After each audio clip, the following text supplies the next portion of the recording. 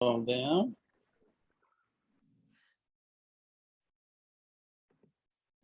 All right. Meeting is recorded. Got it. Got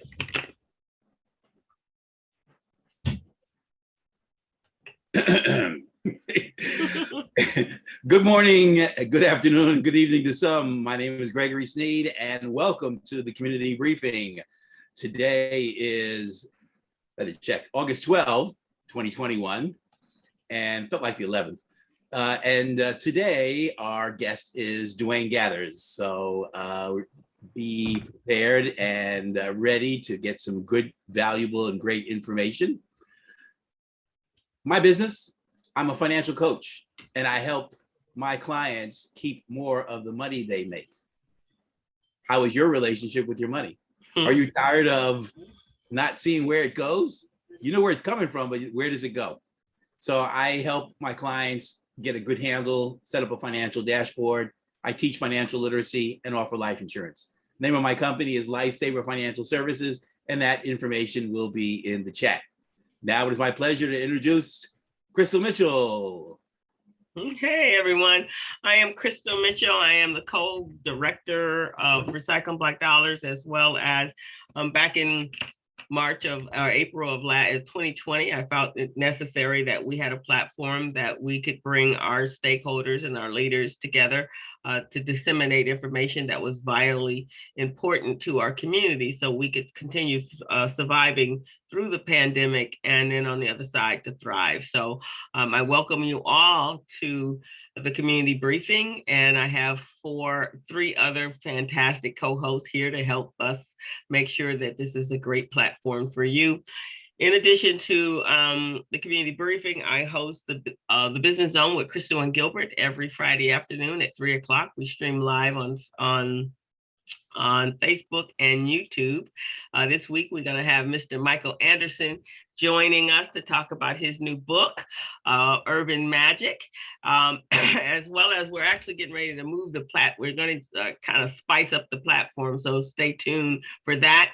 I am a business coach. I consult with majority of the community organizations, helping small businesses make sure that they're business ready, bank loan ready, and contract ready. So check me out on Facebook or LinkedIn or any social media platform. I'm out there. So welcome. Glad to have you. With that, I'm going to turn it over to Miss Robin. Good day, everyone. I'm excited to be here as usual. My comments today, I'm Robin Billups with the Billups Group. I'm called the Connector. I like to make connections with folks. I spent 30 years in the banking industry doing commercial real estate construction financing and supplier diversity, and started a consulting practice as a business advisor, working with folks who are looking to do business with corporations and the government. My tagline is I've been behind the curtain with any kind of industry that you can name. And I am an engager and I love information. I'm excited about our presenter today because, again, as usual, the whole mission of the community briefing is to bring you information that you can use and implement from. So again, thank you for being here, and I look forward to us getting started.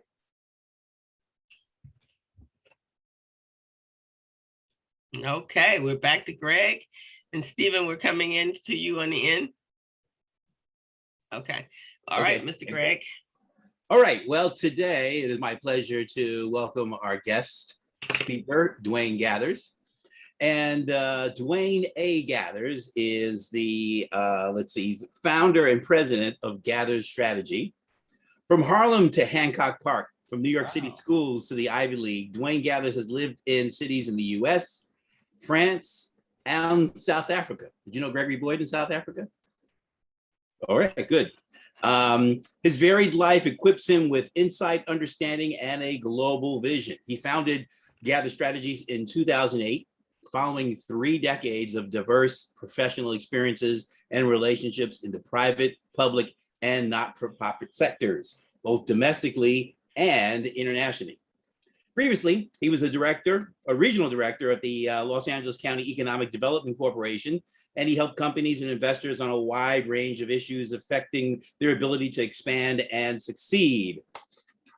Let's see, before finding his way to the City of Angels, Gather's career included serving as first director of the State of California Office and Trade Investment in Johannesburg, South Africa, the special assistant to the Assistant Secretary for African Affairs, U.S. State Department in Washington, D.C., and his economic development experience started in the Office of Community Planning and Development, also the U.S. Department of Housing and Urban Development, affectionately known as HUD, in Washington, D.C., and he began his career in the Energy and Minerals Division at Chemical Bank in New York City. Chemical was absorbed by Chase.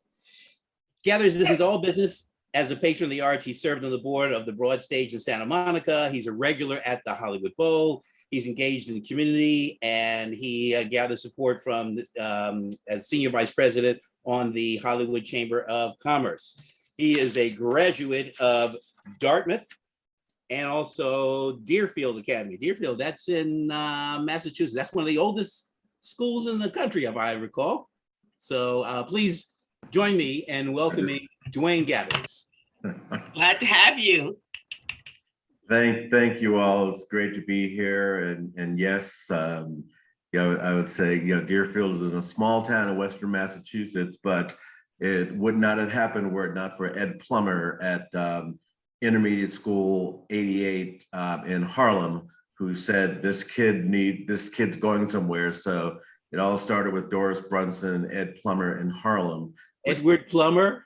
Ed Plummer. I know him. Wow. And Doris Brunson, who found my way to the ABC program, which found my way onto Dartmouth, to Deerfield. So anyway, it's just a real thrill to be here. And, I just love the invitation. So thank you, Stephen Turner, for reaching out and inviting me to participate. I love the slogan, we're in this together 2020, but 2021 and onwards, but more importantly, community working together for a better tomorrow. So just a brief background just on the work of Gather Strategies, and which I'm proud to say was born out of the recession of 2008.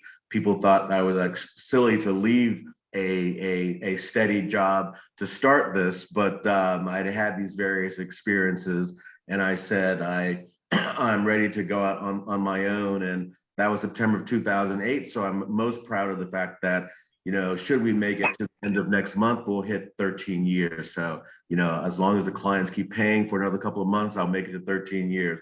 But what I tend to focus on is business and economic development. How are we helping to feed people? How are we helping others to facilitate opportunities amongst one another? Economic development, primarily with jurisdictions. How are we looking to grow that regional economy, whether it's a country, whether it's a city, whether it's a community on the economic development front? The international trade and investment work flows from my time at the State Department and my time in South Africa. I've always loved the world from the time I had a chance to study and live with the family in France.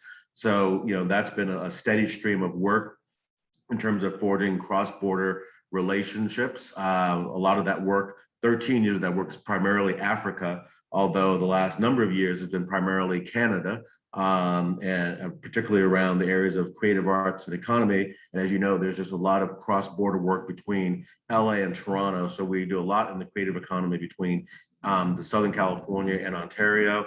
And then really the last 4 years have been primarily on the government relations space. And for years in LA, I had been called on and asked to serve. And I had done that as part of the city's Workforce Investment Board, on the City of LA's Small Business Advisory Committee, on the city's Business Tax Advisory Committee. Then I was a commissioner on the Redevelopment Agency for the City of Los Angeles, then on the Mayor's Global Export Council. So concurrent to my work, I was always serving in various civic capacities. And someone said to me at one point, why don't you do any government relations locally? And I said, I do my civic duty because that's what I do as a citizen, as a resident here in LA. And if I can lend myself to my 2 cents to the conversation, I'm happy to do that. But it wasn't about, my work was always international or someplace else. But it was only a number of years ago that people started asking me to help them with matters in and across the city. And, I found out that I could do so fairly expeditiously. and someone enjoyed it.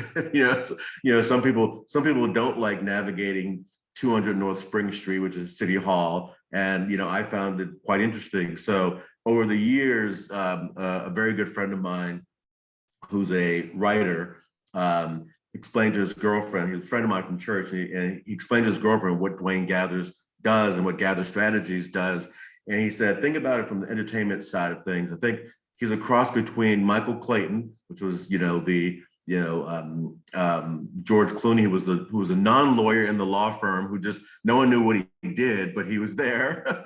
and so Jesse said to his now fiance that Dwayne's a cross between Michael Clayton and Olivia Pope. And I said, I love Olivia. And I said, well, I do love a nice big glass of red like Olivia Pope, but usually there are no murders involved in the work that I do. But certainly trying to figure out what goes on here in this city, in this region, why, what are some of the barriers, and what knowledge and or relationships have I generated over the course of 17 years that can help someone achieve their objectives. So, I've been fortunate to have, Fortune 500 clients in the communications infrastructure space, nonprofit clients like the Boys and Girls Club of Hollywood, myriad number of developers who all need to sort of navigate a community process, community plans, planning commission, city council. So a lot of developers who obviously need to interact with government, and then international clients as diverse as I said, government of Ethiopia I've done work for, government of Kenya, and then a lot of Canada, including the Greater Toronto Marketing Alliance, Invest Ottawa, the province of Ontario, Seneca College School of Creative Arts and Animation, which has really just been a joyful client. So that's been, and I'm just really blessed that, I've been able to do this for, 13 years now and navigate thus far 2 downturns. And someone said, well, what keeps you going? And I said, well, frankly, it's fear. People say fear of what? I say fear of ever having to attend another staff meeting. So it's been great, and it's been hugely diverse, and I love learning. So I take on clients that I'm learning from, not only that I'm serving, but I'm learning from, and I just love sort of collaborating and helping connect dots. So like Robin, I love connecting, and in college I was a fraternity social chairman. So part of the success of my work is that I'm old school. We do have binders or Rolodexes here broken in by country, by industry, by geography. And I have a very, very large holiday Christmas list that I still send out holiday cards. So that's the work of Gather Strategies. But as we speak about this particular series, which came to life last year, and all that's transpiring through COVID, and now as we think about recovery, unfortunately we've got the variant. I just think it's so critical for forums like this and for information sharing. I think, unfortunately, my observation of 17 years in Los Angeles is that there's not as much information sharing as they can and should be.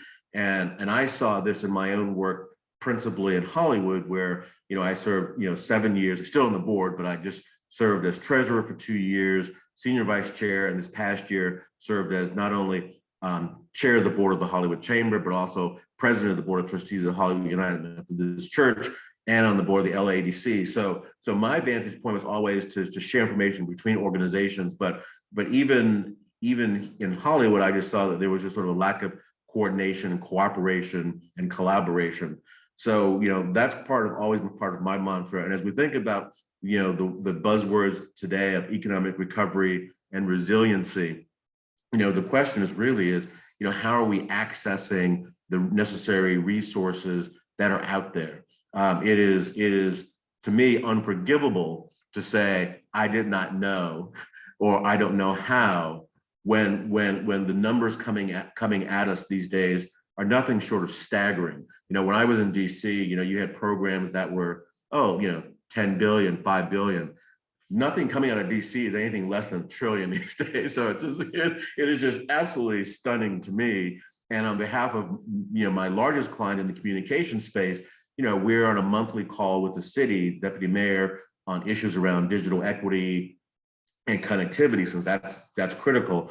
So that's the one space that I've been following the closest, is around digital divide and connectivity. But I think overall, though, the region, just through the American Rescue Plan, is due to receive roughly 4.5 billion additional dollars in federal assistance.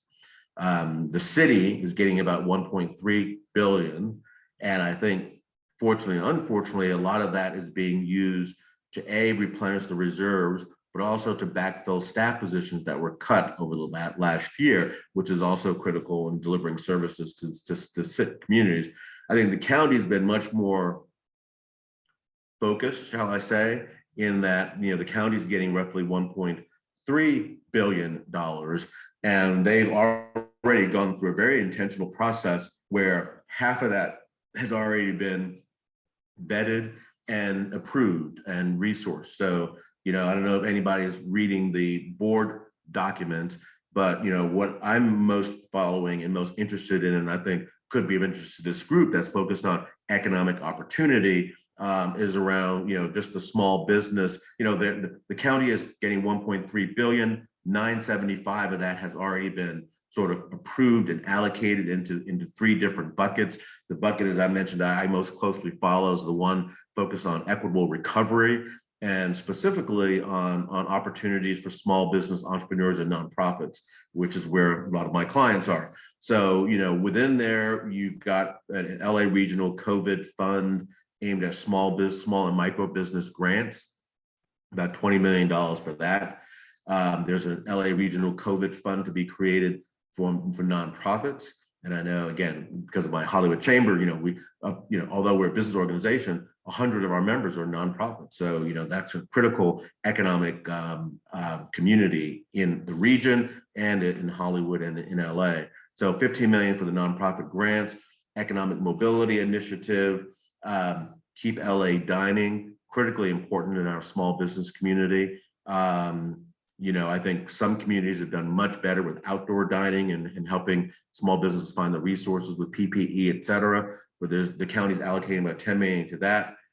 Small business rent relief program, which I think is critically important. People forget that while so much attention has been focused on residential renters, but small business renters also have an issue.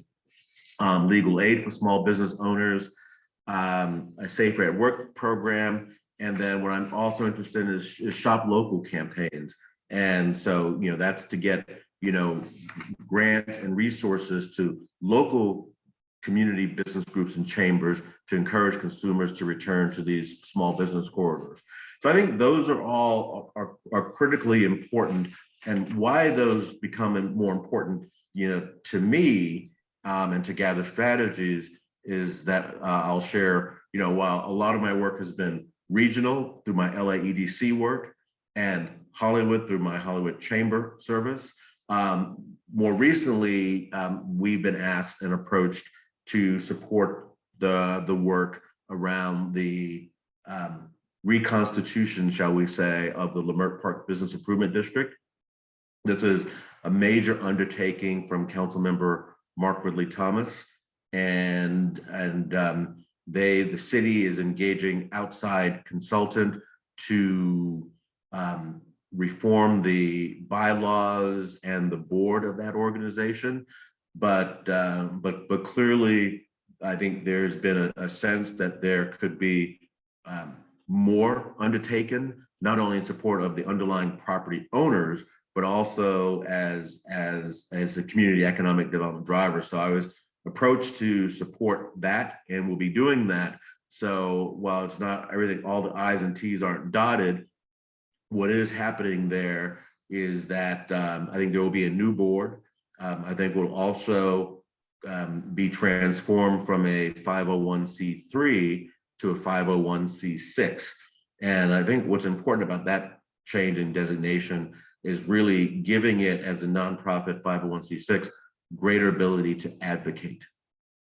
And I think one of the things that that was maybe lacking, maybe a bad word, but that was not as prevalent, was the Business Improvement District, in collaboration with community partners, whether it's the Chamber or the Merchants Association, et cetera, was a sense of more forceful advocacy for resources for the community. So that will be, one charge.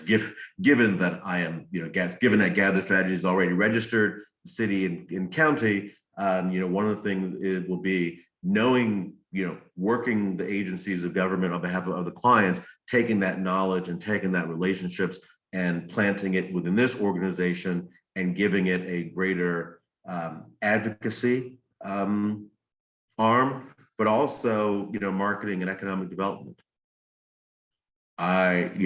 When we were approached by this opportunity, the first thing we did was just went online.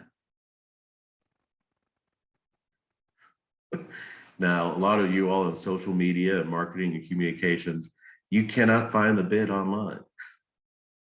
It was just, I said to the council member, I always call him the supervisor, the council member and the staff, I said, I was just floored by that. If I need access to resources, who do I go to and where do I go? If there's no online presence that's communicating, the history of the community, resources available to members of the community, in this digital world, not to have a presence there. So there's a lot of work to do. And, having served as the supervisor's rep on the board of the LADC for 4.5 years, and I thought I was done with my last executive committee meeting on April 30th. I got pulled into this. So we are stepping up to serve again, and really excited about it because, again, small businesses, economic development, a lot of resources to the creative economy, and how do we take the arts and cultural, history that is there and some of the great work that's going on there, and really become a hub and spoke to engage others in elevating the voice, the collective voice of the community, and advocating for the resources that our small businesses need, our residents need, to make it a great place to live, work, and visit. So we're really excited about that opportunity. And, and as we do our work, as I said, that, I've had this chance to serve in all of these different committees and boards and what have you. And I remember the last time I was approached by someone in President and Mayor Garcetti's office about this Global Export Council. I remember, giving Ron Lowe, who some of you may know, an earful and saying, God, a lot of expletives, because I said I had done small business committee, workforce investment board, and I said, we live in a city of 3.9 million people, 465 square miles. Isn't there someone else? Why me? And so he said, look, you're going to the desert for the weekend, go out there and relax and come back and let us know what you think. I ended up saying yes, but part of that goes to say that is the reason why the last piece of this puzzle, which is going to be a little promo piece, is to say why we started our podcast. Given 17 years of service and engagement in the civic realm, I was always looking around the table, and seeing who was there.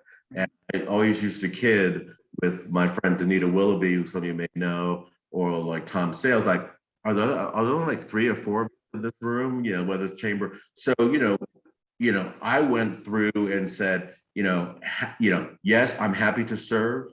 I think it's important to serve, but I know that there are others. Create a bench. Are we paving a path for others? And so that's why we launched a year ago, CivitasLA, which features diverse and emerging leaders who are in the civic conversation of our region. So that's the little plug there. And I love the fact that, in the tagline for this community briefing, it says a community working together for a better tomorrow. And if you've ever listened to our show, we say at the intro, welcome to CivitasLA, where we feature diverse and emerging leaders who make up this dynamic region and are creating community every day and building a better tomorrow. So we are aligned. So it's a pleasure to be here. It's a pleasure to align the work that I've done and whatever little knowledge that I have through these vehicles to work collectively with you all for a better community. I'm always happy to share. That is fantastic, Dwayne. I'm glad synergy is how we make this work. And I'm always saying, if you're sitting at the table, then you definitely know what's happening in our community.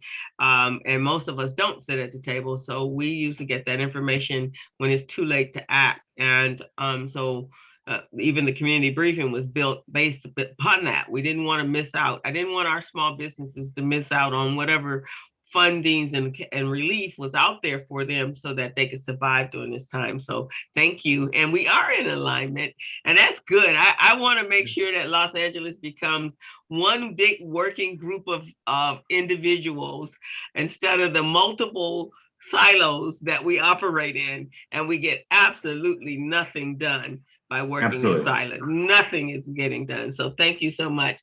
So there's some questions in the chat room. Robin, you want to take some of them, or?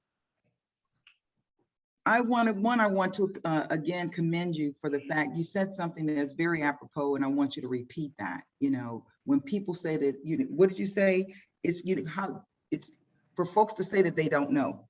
Yeah. Please reiterate that, because it makes me crazy when you go to things and it's free, your tax dollars is paying for it 99% of the time. And people say, how did you find out about it?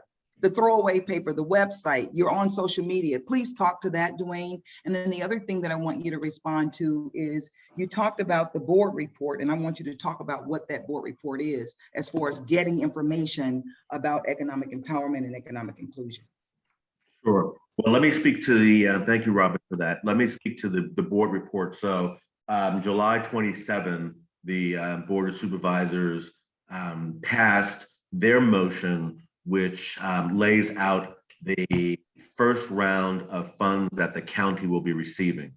So of the 1.3 billion, the county's getting 975 million. So, they had a process where every supervisor, all 5, could submit their wish list. And, they were only getting 1.3. And I think the collective ask from the 5 was probably about 5 billion. I think no supervisor was a shrinking violet asking for what they wanted for their and so the first 975 million has girl power. Pardon? Yeah. So girl power. Yeah. So let's just say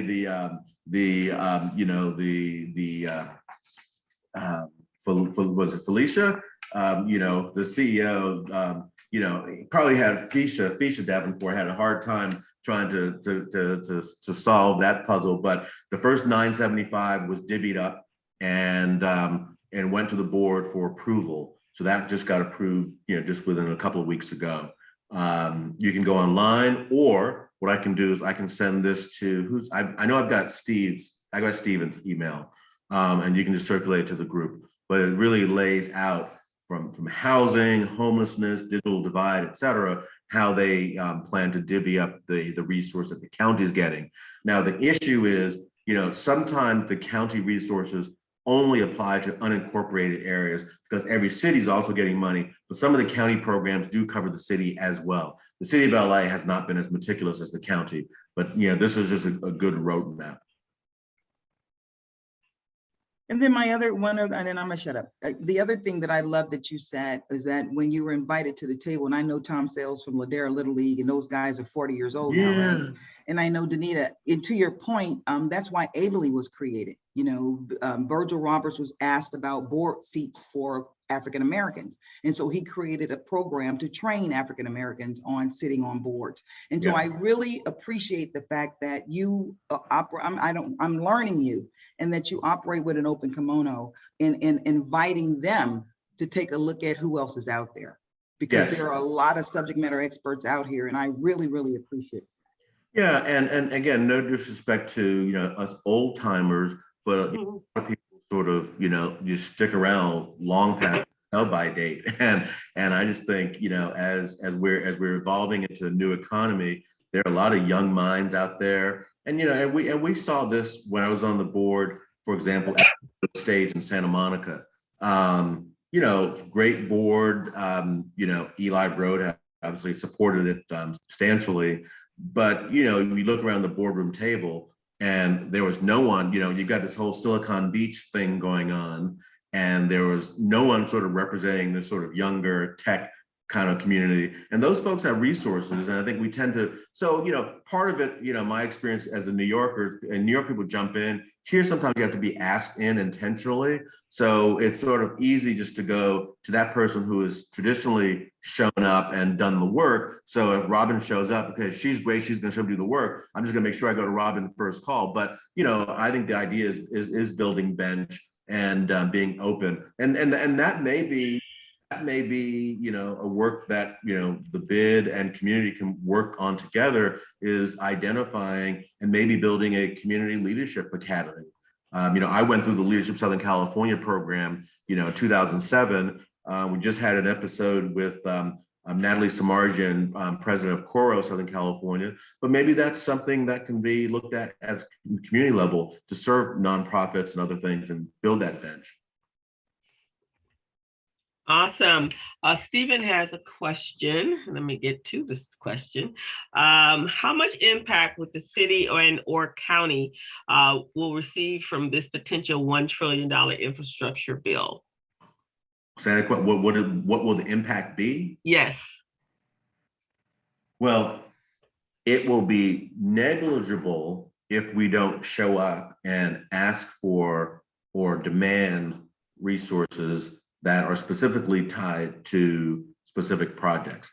One of the challenges that we've seen, as I said, my largest client is a Fortune 500 communication space. So we're on an LA City, LA County call every 2 weeks. We're with the deputy mayor for budget innovation every month. We're on a statewide, California call every Friday at 11. We're plugged into their lobbyists in DC. And one of the things that we hear at the local level is that they see these numbers coming out of Washington, but they don't know how the money is going to, they know how it's going to flow because money is starting to flow, but then the locals don't know how it's going to be allocated. So that's why in some regards, I think Supervisor Mitchell's been good at this, is sourcing projects, like bring me real projects. So it will have no benefit if it's just coming here and sitting around. We just learned, in terms of the rent relief program, everyone's talking about the rent moratorium that just ended.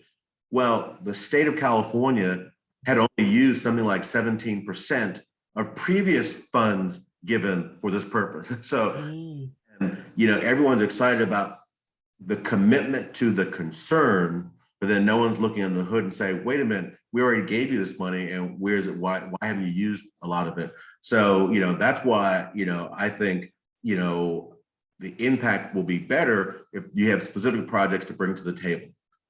Okay. Answered your question, Stephen. Anyone else have any other questions? Hey, Mr. Joe Razan. Good to see you. James Burke. Any other questions? Greg? Yes. So last week, our speaker focused a lot on the homeless initiative. And I know that we're, can't imagine there are any homeless in Hollywood, right? But, what is being done really to kind of bridge the solution between government and businesses, and is Gather Strategies doing anything in that regard to help that? Because it's an expensive fix, whatever it is, and it's going to need more than just taxpayer dollars to make that happen. Yeah, I would say that is a huge issue. I follow it through my work, obviously as chair of the board of the Hollywood Chamber, working in concert with the Hollywood Partnership, which is the business improvement district in Hollywood. But has not been work of Gather Strategies per se. I think the Gather Strategies work that touches on this has been primarily through some of the community relations work that I've done with developers, and where can we help them identify organizations that are trying to be part of the solution. So I've got a couple of developer clients who've been fairly generous in terms of resource allocation to say, hey, look, who are some community groups in Hollywood or South LA that we can help support their work. And I'm just noticing here that you were selected as the 2021 Man of Hollywood by the professional Hollywood Business Professional Women. Congratulations. Yeah, they're a very, very nice organization. They do good work to focus on gender equity and so that was nice recognition. So I've been, again, very involved in and around Hollywood for a lot of years. So that's nice. Oh, fantastic. We have a couple of contractors, or Bianca, she does a lot of work in the contract and construction industry. So what kind of projects? So you're saying the money is out there and no one's really bidding on them. What are the traditional, what are some of the projects that would make an impact with that $1 trillion? Oh, well, the it's going to be housing. The problem with housing is still that while money is going to housing, the simple fact of the matter is that there's been nothing done by the city that I can tell, and I follow this closely, to enhance and speed up the permit process. Mm. It's one thing to say that we've got a problem, but it's another thing to say that you still have to go to plan check. And then you've got to get the buy-in from I've got a small little thing down on Florence in South LA, and out of the woodwork comes the Office of Historical Resources, another study. I've seen my largest client in communication space. We focus on digital divide, technology, infrastructure, communication infrastructure. We got an ordinance passed 2 years ago, which was great. The problem is the departments all lost a lot of people because of COVID and budget impacts. Unfortunately, they lost a lot of senior people and talented men and women who knew how the systems work. And so that was a huge impact. Now that they got all this stimulus money, they're starting to refill some positions, but with people who don't have the same skill set, those other people have retired off to Hawaii or Temecula or wherever else. So we focus a lot on, I spend a lot of time, and I'm writing a proposal to the city now, just around permit process reform. It's not sexy, it's not interesting, but the simple fact of the matter is that the process of going from A to Z is still as painstakingly difficult, and that time equals money. Yeah. And Dwayne, housing, that's it. So again, the city just put a goal out, Kevin DeLeon, 25,000 houses. That kind of housing. That's great, but how and where? I don't know. I don't know if you all ever go down that rabbit hole called the Nextdoor app.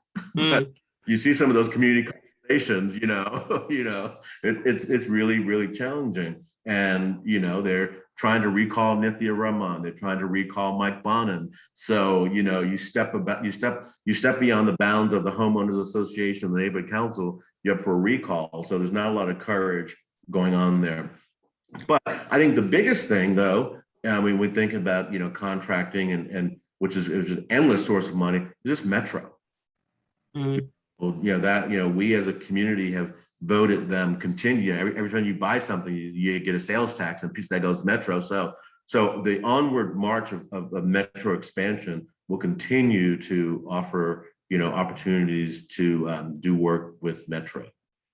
Go ahead, Robert. I'm sorry. Well, and conversely with that same situation, I when we're talking to folks about, going after contracts with LAUSD or the city or the county, what have you, here again, what I always educate them about, and I want to ask your opinion on this, is the fact that everything that they're doing is from the 50s and the 60s, right? Everything, all the systems are from the 50s and the 60s. And to your point, the folks who retired, while they understand the system, the requirements that are being put on these systems that have never been upgraded. So conversely, when you're talking about this proposal that you're putting forth on the housing process, what about the business process? If you are asking a small business to apply for an RFP and they spend all their time and energy and money in hopes that they're going to win, and if they don't win, look at what they've expended, look at what they've missed. And so, the payment systems and all of this, Metro, yes, Metro has a lot of money, they have a lot of opportunity, but what are we doing to help the small business from that perspective versus, get in the queue and hope that you can move up the queue?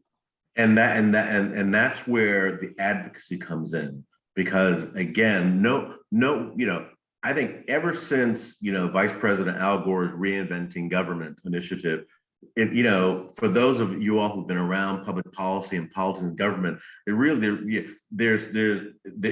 it's sexy to say we've allocated $1.27 billion. But it's not sexy to say that we reform processes, So that's where the advocacy comes in, because it really needs to be, and one of the things I had this conversation with the council member about is that, their office is asked to do a lot. And I think sometimes in communities of color in the region, the council office is sort of like the go-to. And I think in other communities, particularly when I was a CRA commissioner, particularly dealing with some, communities, you saw community groups much more focused and much more targeted in their ask. So something that I remember former Public Works Commissioner Valerie Shaw used to say, you've got to be organized in asking and be ready to demand. and I think, for South LA generally, I've not seen that same sort of coordination. So I think, I remember when I went through the small business process for the county, then the city, and somehow they wanted a verification of my address. It's like, look, people, like, I don't have time for this. I got a business to run. So I think it's not fun, but I think systems reforms, wherever we can get it, and maybe it takes a group, through your connections, Robin, and others say, okay, let's look at Metro first. Or maybe it's BCA with Greg Good over at Public Works. Maybe it's sort of taking small bites out of the apple. But I do think process reform is critically important to really enabling small businesses to really step up and be able to compete in these areas. Fantastic. We're going to end with a question from Stephen. What can and should we do in the Black business community to make a real difference? How can we actually be advocates within this group? And there are a number of us that support in other groups. How can we make that happen? Or should we make that happen? Show up, be willing to share, and C, I think, making sure, or, seeing, which group or groups are willing to take the lead in terms of, inviting and including all the others. So, for example, I know, in Hollywood, we had that problem, not to air our dirty laundry, but we had that problem. But it's like, look, yes, the bid is the property owners, the chamber of members, the Arts Council is doing their thing. And it's like, look, let's just put egos aside. And let's say if there's a meeting at Tuesday at 10, everyone should be invited. So again, it's on you if you don't show up. We'll send a representative. But that's fantastic. Thank you so much, Dwayne. You've been so enlightening, and we all have shared those same struggles, and especially with the permitting and so forth. So basically, show up and take action. You got to show up. That's the key thing is you can't be discouraged. I tell my research assistant who has been with me since the beginning of COVID, and we've been laboring with the city on so many things. And I said, look, it's almost like fun. You just got to get up every day, get a little exercise. Thank the good Lord that I'm awake again, and suit up, be ready to do battle. But it's no use cursing the darkness. The goal is to shine light and to bring others along as well. It's excuse me, Michael Anderson is on this call, and Michael is working on a project right now that's transit housing, 2 to 4 unit for sale housing.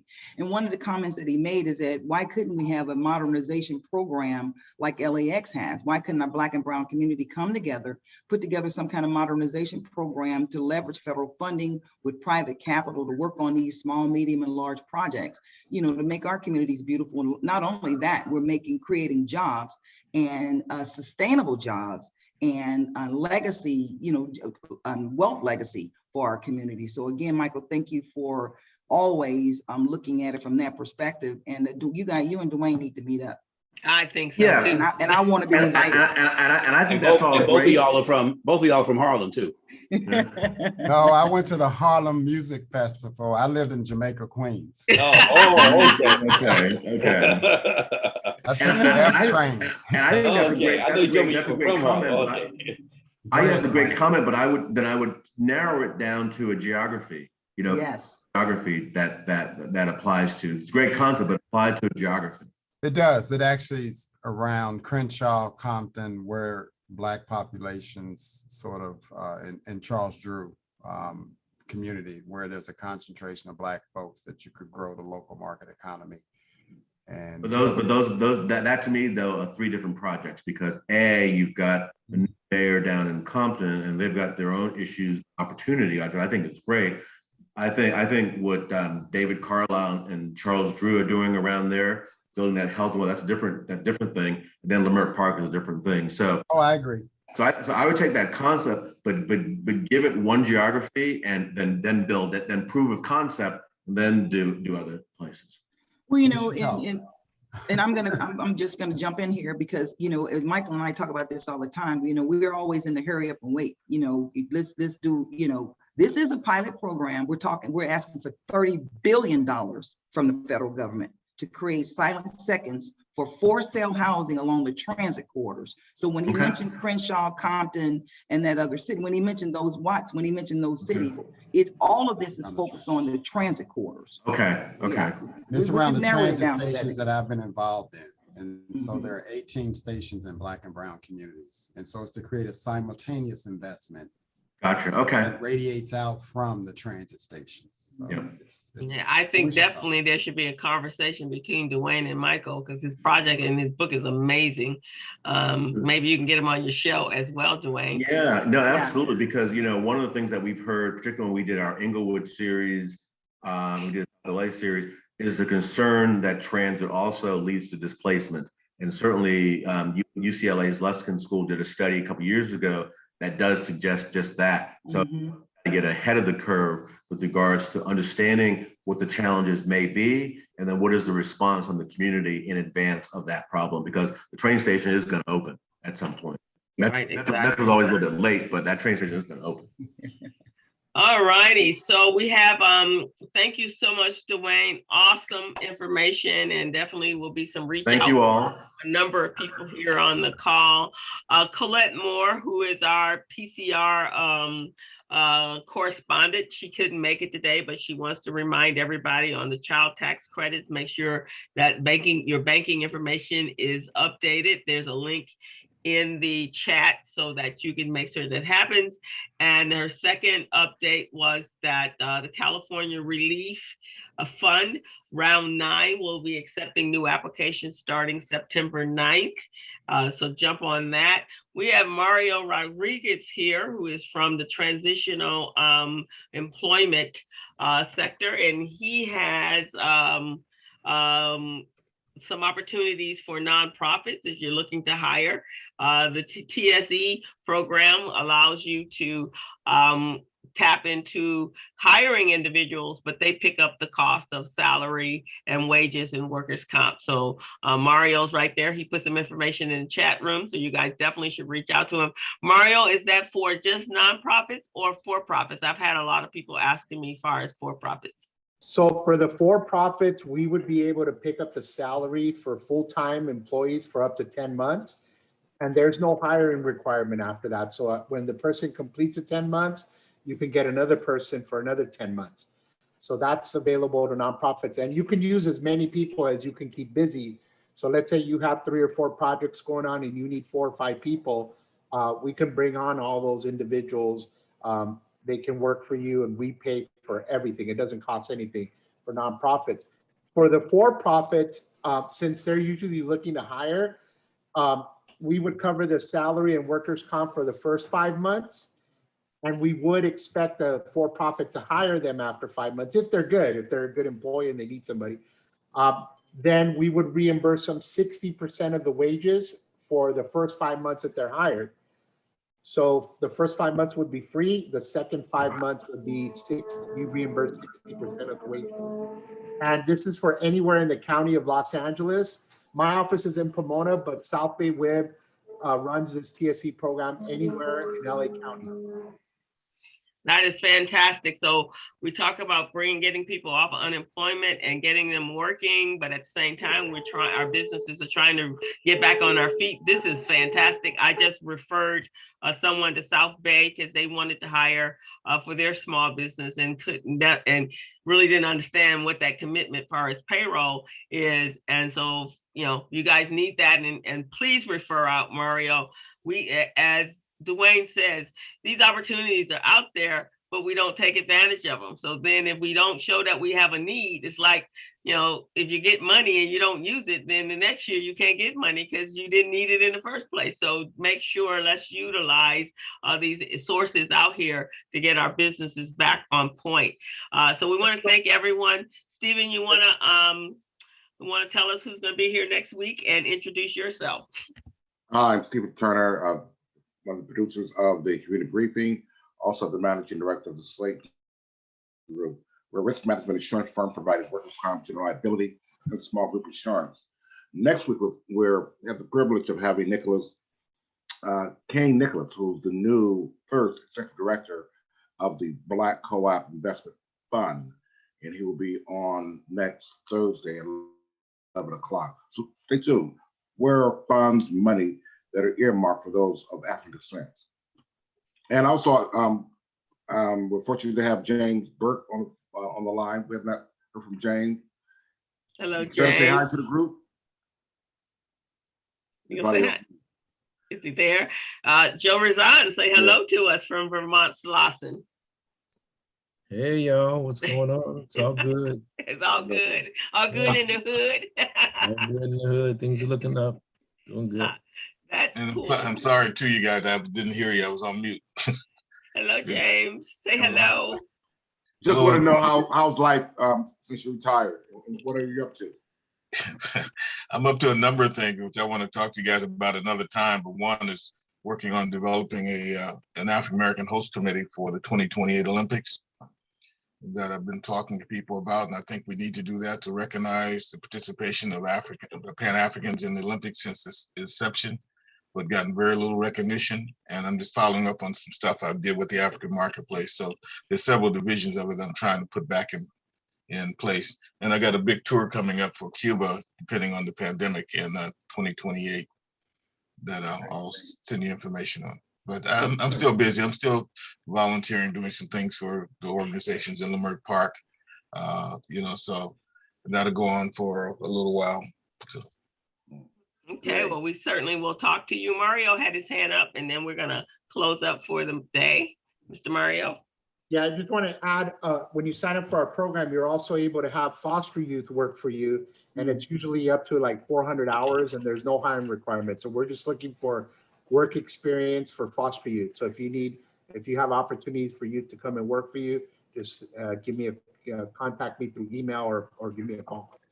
Mario, with that being the case, are you in contact with Carla Palmer, who's also on the line? Do you know her? I don't think so. I'm not sure if we've crossed paths through other endeavors, but I'll be happy to connect. Okay. Cool. Joe had to top off, so thank you guys. James, we shall definitely talk. RBD would be definitely on board with you. Greg, you had a statement, comment?